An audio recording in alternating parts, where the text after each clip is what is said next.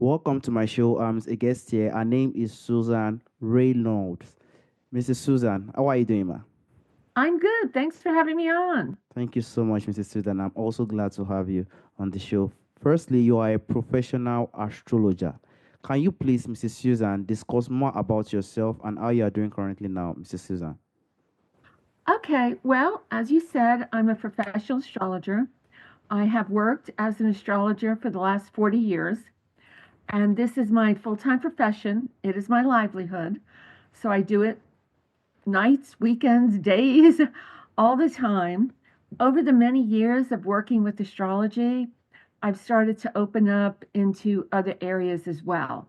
So I've looked at dreams and past lives and karma and our spirit guides. And so through astrology, I've learned about lots of different areas of spiritual development.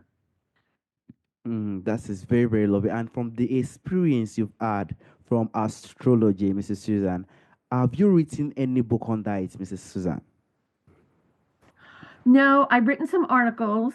I do a lot of talks, a lot of workshops. I want to share what I know with other people. And I've thought about writing a book, but I'm really trying to find something that's new and that's said in a different way. And there's so many tens of thousands of astrology books out there that I'm having a hard time finding my unique viewpoint and perspective to put into a book. So I will say I'm still looking. I'm still looking for the right way to write about astrology. Yes, one do not want to see the same thing written every single time. So it has to be very, very different so that they will love what you've written. That's very beautiful. And I would like to dive to the point of our dream, Susan. Dream is very important. When someone dream, is very, very, fatal. Some people feel like I dreamt this and stuff like that. How do you think astrology relates to our dreams and subconscious mind, Susan? Well, I think astrology and dreams go together like peanut butter and jelly because astrology is about the study of ourselves. It's about learning more about ourselves. Why are we here? What are we supposed to learn? What are our talents and abilities? Why do we face certain challenges in life? These are things that astrology helps us answer. And dreams are about our subconscious speaking to us. It is about sharing information that we may not consciously be aware of. So, both astrology and dreams are ways of understanding ourselves on deeper levels. They're just coming at us in different ways. So, dreams can give us information that confirm what our astrology chart says. And our astrology chart can help us understand our dreams better. So, the two kind of interlock and go together and work beautifully together. I love looking at my dreams. And of course, I love looking at my astrology chart. Hmm. That is very, very beautiful, Mrs. Susan. And definitely, dream is something that is more admirable. And I also like to dive to the point of zodiac sign. Some people could have some kind of zodiac sign. Do you feel like zodiac sign are prone to dreams? Are they related to prophetic dreams and stuff like that? Do you think they do connect zodiac sign? And do you think there are also, houses in a birth chart rule over dreams and subconscious message, Mrs. Susan? I'm going to say yes. I do think there are certain signs that are more prone to dreaming. Every sign can dream, and every sign does dream. But there are some water signs, and the signs that are water are intuitive. Every astrology sign has an element that is associated with them, and those elements are fire, earth, air, and water. The water element is about our intuitive side, it is about our emotional side, it is about what we feel instead of what we think. And so I think all of the water signs are a bit more prone to dreaming because the water signs are more about going underneath the subconscious mind. So, Cancer, sun sign Cancer, that's a water sign. Scorpio, that's another water sign. Pisces, that's another water sign. So, I think those signs may be a little more prone to dreaming, but every sign dreams. And we do have a house. That's an interesting question that you asked that I've never had anybody ask that before. If there's a house in astrology that deals with dreams. And the answer is yes. The 12th house in our chart is the house of dreams. And Neptune is the planet in astrology that rules our dreams. So if you've had your astrology chart done and you have several planets in your 12th house, regardless of what else is going on, you may be a big dreamer. And if you have Neptune very strong in your chart, maybe Neptune is next to your sun, or Neptune is having a big impact in your chart, you're going to be more prone to dreaming. And so, even if you're the most buttoned down, concrete, just the facts, ma'am, kind of person, if you have some strong Neptune and Pisces energy going on, even if it's just temporary, you're going to dream. And so, if somebody wants to work with their dreams, they can talk to an astrologer about when is their 12th house most active and then plot to work with their dreams during that time. So, yes, I happen to have an active 12th house. So I dream a lot. And I'm okay with that. Most of the time, and I don't know if this is what you're interested in, but most of the time people dismiss their dreams as nonsense. Oh, that was so crazy and strange. But when you start to kind of dig into it and take it apart and look at it, there's a message in the dream. Most of the time, we don't understand the dream because it's speaking to us in a different language. It's speaking to us in pictures. It's speaking to us in metaphors. It's speaking to us in ways we don't use every day with our words. So we dismiss it. But if you can start to unravel it and look at the symbols and dig into it, we can get that message. And I think that's important. I think we get a lot out of that. Yeah. That shows that many dreams today actually delivers messages, but it's just that we always try our best to overlook those dreams. It's not relevant. It's just that But these things usually send a message to someone. And I also like to dive to the point of remembrance and interpretation. When someone feel like this thing is sending a message, the question will now be, how can I interpret? And also, even I myself, I don't know. I'm even an example of this. I do not dream most of the time. I do not know why. I do not even remember most of the time. I don't know why. But how do you think are the astrological remedies to help remember or interpret dreams more clearly when someone have it, Mrs. Susan? Well, I don't know that there are astrological remedies. There may be astrological help. Some Mhm. people dream a lot, like I dream a lot, and some people don't. Like you don't, you don't. I'm not going to say you don't dream. I'm going to say you don't remember your dreams because science has spent millions and millions and millions of dollars trying to understand the dream state. And what science has discovered is that if we stop dreaming, not sleeping, but dreaming, if we stop dreaming, we lose the ability to be able to tell reality from fantasy. If we stop dreaming, we think the dog is talking to us or the television commercial is giving us stock tips or we start to lose our concept of reality. So we know that dreams literally keep us sane. I just find that fascinating that this crazy world that we don't understand is what is keeping us sane. And so most of the people who don't remember their dreams are still dreaming. If you are not psychotic and you understand reality, chances are you're dreaming. You just don't remember your dreams. So there are several reasons for that. Now, I have no idea how old you are, but I'm a senior citizen. And many times as we get older, our sleep cycle gets more interrupted and we don't dream as much. And so sometimes that can be one of the reasons. Many different medications will interfere with our dream cycle. One of my clients was put on an antidepressant and she immediately stopped dreaming. And even after she went off the antidepressant, she didn't start dreaming again for a year. So different medications can interfere with our dreams. When we are dreaming, it's like a big V. We go down and then we go back up again, like like that V. And so we go into this sleep cycle, we reach the bottom, and then we come back out again. But sometimes we go through those different phases so fast that we don't remember them. But there are some things you can do to help yourself remember them. I'm going to give you a few tips, things I've done. Sometimes they work, sometimes they don't, but I'll tell you what I've done. I keep a pencil and paper by the bed. And if I wake up with even a fragment of a dream or a glimpse of a dream, I write it down immediately.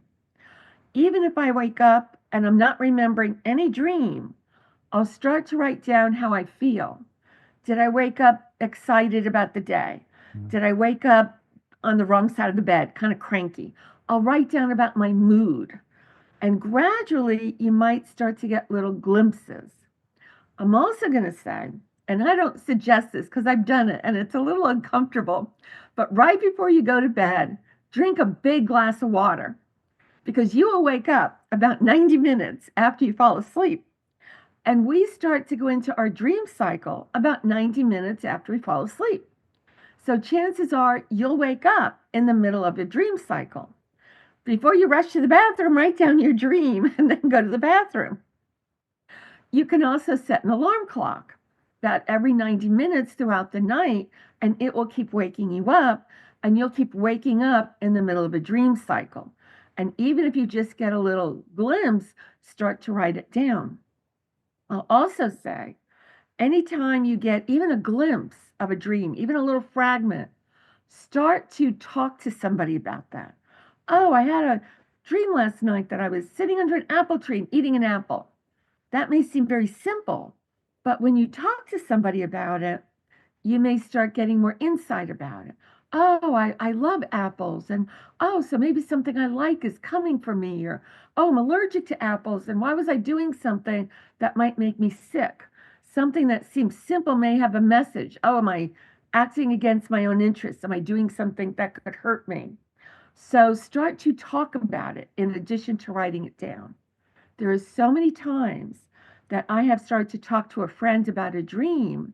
And in the middle of the dream, I'm like, oh, now I get it. Oh, now I understand.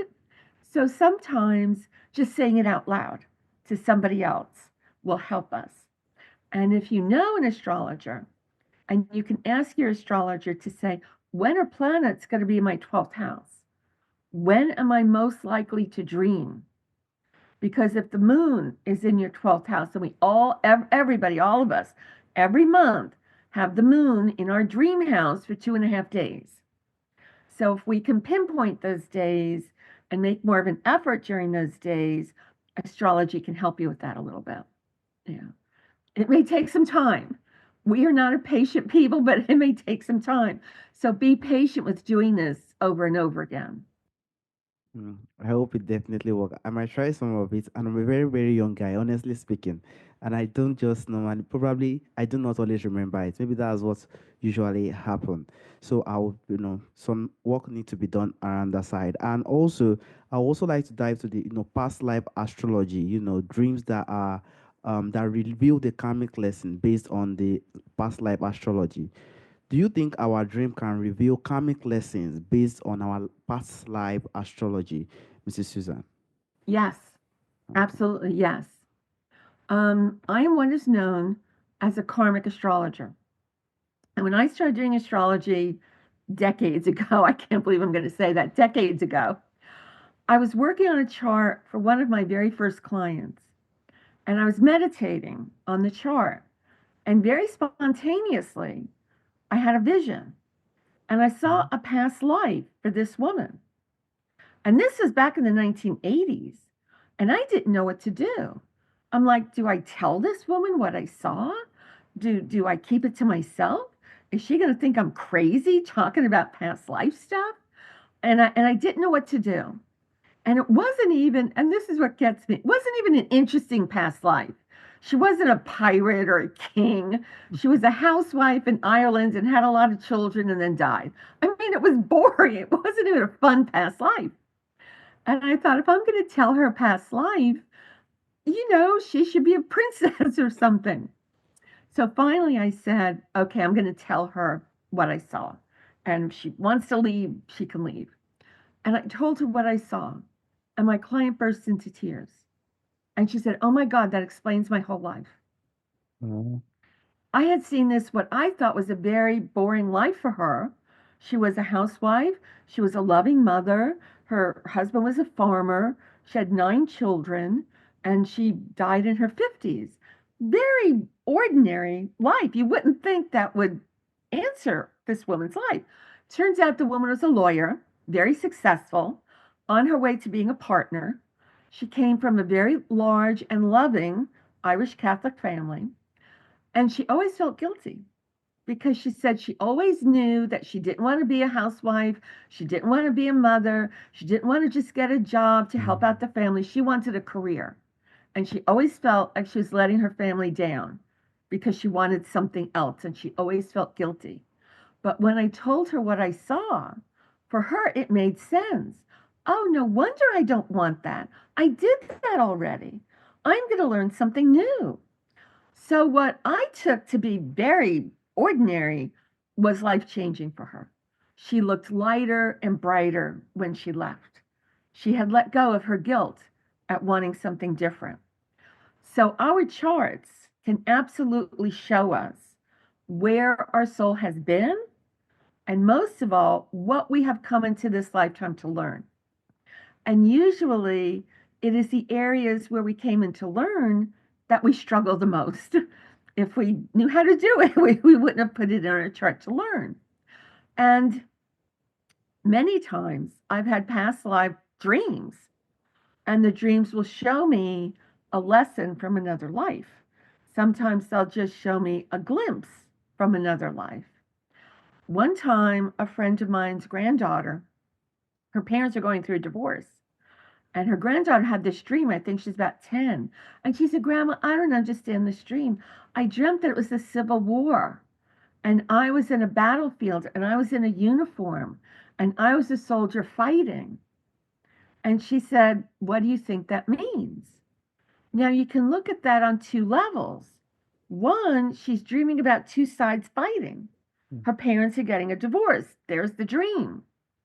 But it also triggered a past life dream of fighting for different sides. So when you have a dream and you're in a costume, when you're in clothes and headgear and jewelry that doesn't look like it's current, when it looks like it's from another era, that's your tip off. This is a past life dream. And that's usually what will let us know. This isn't about now, it's about something from the past. One of my friends had a dream that she was on a horse and she was riding towards a castle. And a voice out of the blue in her dream said, pay attention, this is a past life dream. I wish all of us had that kind of direction in our dreams. I don't. You don't. But she got it very clear like, pay attention, we're giving you a past life dream. Most of us have to struggle a little bit more, dig in a little bit more. But absolutely, our chart will work with our dreams to open up those doorways. If you want to have a past life dream, you can start to ask before you go to sleep to have a past life dream. But I would also include a happy past life dream, a positive past life dream. You don't want to have some dream, where your village was attacked or something. You want to have a pleasant memory. So you can, give a message to your subconscious. Bring forward a happy memory from a past life.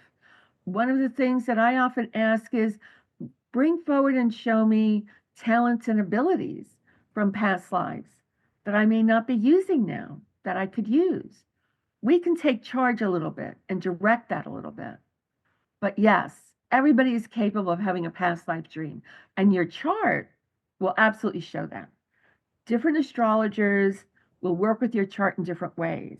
I work with past lives a lot, so I do that as the norm with every client. But other astrologers are going to have their own style.